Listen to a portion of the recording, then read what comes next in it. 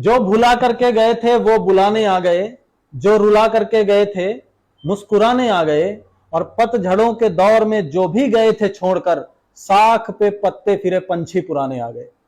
जी हां दोस्तों, जब एक मकाम होता है और एक आपका स्थान होता है तो लोगों का नजरिया अलग होता है, और जब आपके पास कोई मकाम नहीं होता, आपकी कोई पहचान नहीं होती, तो लोगों का नजरिया दूसरा होता है। तो अपने आप की पहचान बनाने का एक मौका फिर से आया है एक लंबे समय के बाद। जी हां, मध्य प्रदेश में हमारे आरक्षक पोस्ट पर बहुत लंबी भर्तियां आ गई हैं, 7500 के करीब 7500 भर्तियां हैं, और इन 7500 में से एक पोस्ट, केवल एक पोस्ट आपको निकालना है। आइए देखते हैं पूरा प्रोसेस, आप कैसे अपनी एक पोस्ट निकाल पाएंगे।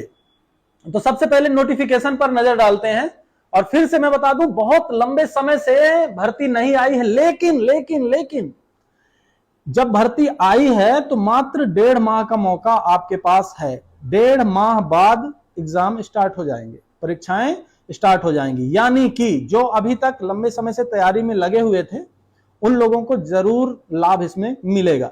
खैर, जो लोग अभी स्टार्ट कर रहे हैं तो 1.5 महीने का वक्त उनके लिए भी कुछ कम नहीं होता, एक लंबा वक्त नहीं है तो एक छोटा वक्त भी नहीं है। 1.5 महीने बहुत होते हैं आपके लिए, क्योंकि आपने पहले से भी बहुत सारी पढ़ाई कर रखी है और बस रिवीजन करना है आपको। 1.5 महीने में आप एक अच्छे तरीके से रिवीजन अगर करते हैं तो आप इस एग्जाम को आसानी से क्लियर कर पाएंगे। आइए समझते हैं।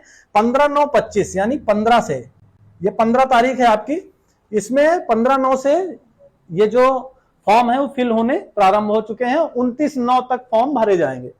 आप संशोधन 15/9 से ही कर सकते हैं, 4/10 तक संशोधन कर सकते हैं अगर आपसे कोई गलती होती है। कोशिश करें कोई गलती इसमें बिल्कुल भी ना करें, इतने लंबे समय के बाद पोस्ट आई है, आपको गलती बिल्कुल भी नहीं करना है।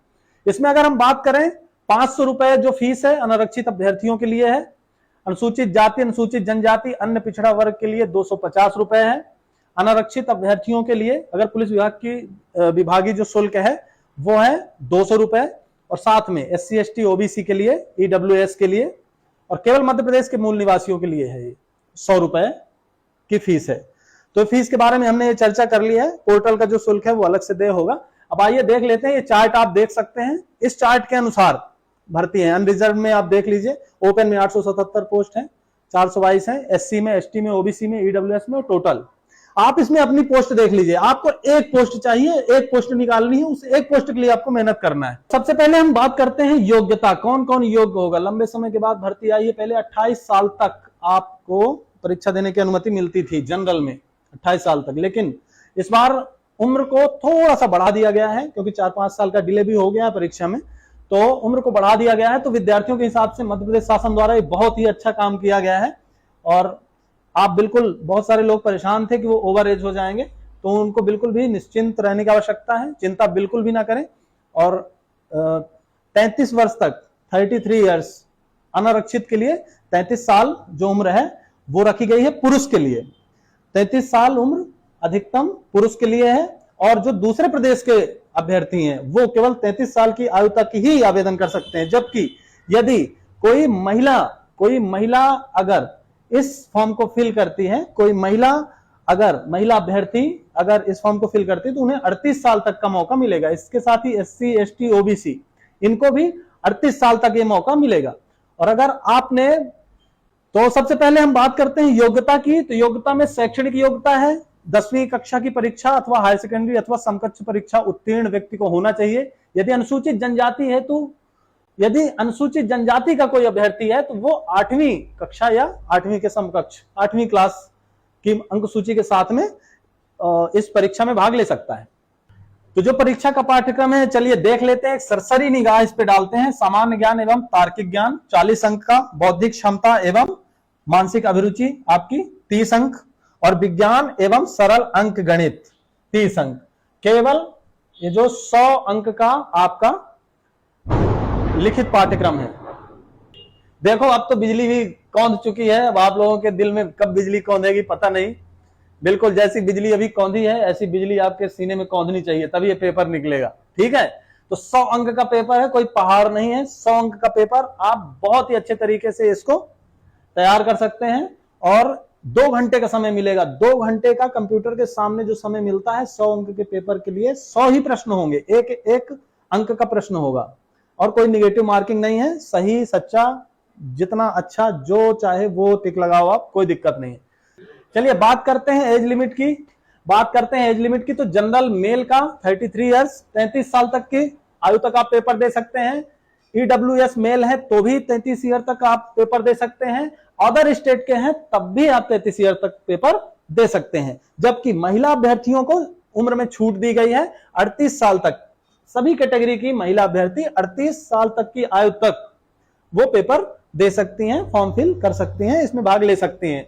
और जो भी मेल हैं एसटी एससी ओबीसी के, वो भी 38 साल की आयु तक इस परीक्षा में भाग ले सकते हैं।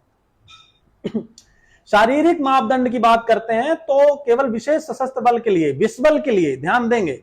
जो एसएएफ है जो आप सेकंड ऑप्शन में डालते हैं, उसके लिए फर्स्ट ऑप्शन में आपको डीएफ डालना है, पता ही होगा आपको।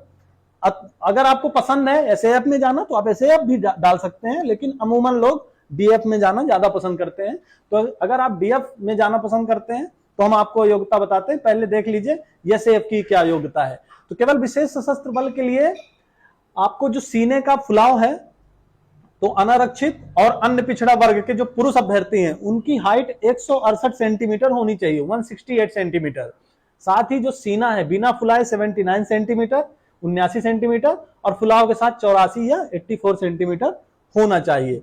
इसके साथ में गोरखा गढ़वाली कुमाऊं के मामले में जो हाइट है उसको 157 सेंटीमीटर और सीने को 79 सेंटीमीटर, समान अवस्था में फूली हुई अवस्था में 84 सेंटीमीटर होना चाहिए।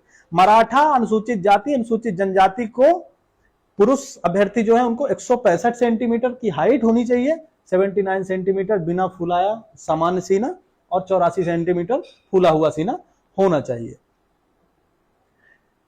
इसके अलावा विशेष सशस्त्र बल यानी एसएएफ को छोड़कर जो अन्य संवर्ग के अभ्यर्थी हैं उनके लिए आरक्षक, अन्य सभी संवर्ग, अनारक्षित, अनुसूचित जाति, अन्य पिछड़ा वर्ग, इसमें 168 सेंटीमीटर हाइट होनी ही चाहिए। 81 सेंटीमीटर सीना आपका होना चाहिए, फुलाने के बाद जो 86 सेंटीमीटर तक हो सके। इसके अलावा अगर महिला अभ्यर्थी हैं तो उनकी हाइट 155 सेंटीमीटर होनी चाहिए और इसमें सीने का माप जरूरी नहीं। तो सब्जेक्ट एंड मार्क्स डिस्ट्रीब्यूशन में चलते हैं तो general knowledge and current affairs 40 number के रहेंगे आपके। भारत और विश्व की जो घटनाएं हैं उन पे नजर रखिए। इतिहास, भूगोल, राजनीति, अर्थव्यवस्था, खेल से जुड़े हुए प्रश्न आएंगे, विज्ञान और आविष्कार से जुड़े हुए प्रश्न आएंगे 40 नंबर के। इसके अलावा रीजनिंग और मेंटल एबिलिटी के जो प्रश्न हैं वो 30 नंबर के आएंगे आपको। Analogy, series, classification, puzzles, coding, decoding, इनसे रिलेटेड जो भी रीजनिंग और मेंटल एबिलिटी से रिलेटेड प्रश्न आएंगे वो 30 नंबर के होंगे। 30 नंबर आपके यहां से कवर होंगे। इसके अलावा मैथमेटिक्स एंड जनरल साइंस की बात करें तो 30 नंबर आपको यहां से मिलेंगे। कैसे? जिसमें आपको अंक गणित, प्रतिशत, औसत, समय, दूरी, लाभ, हानि, अनुपात, प्रोपोर्शन, समानुपात, फिजिक्स, केमिस्ट्री, बायोलॉजी की बेसिक जानकारी 30 नंबर के प्रश्न यहां से आएंगे। तो ये इसको याद कर लीजिए, देख लीजिए और किताब पकड़ करके इसको ढूंढ लीजिए, ये टॉपिक्स क्लियर कर लीजिए। तो दोस्तों ये सब्जेक्ट्स आपके रहेंगे और ये जो भी डिस्ट्रीब्यूशन है इस तरह से होगा। और इसमें एक चीज हम और ऐड करेंगे, एमपीजी के। तो एमपीजी के जो है, एमपीजी के इस सेक्शन में कवर होगा। ये 40 नंबर का जो सेक्शन है इसमें एमपीजी के कवर होगा। और एमपीजी को हल्के मत लीजिएगा, एमपी के एग्जाम में एमपीजी के सबसे ज्यादा पूछा जाता है।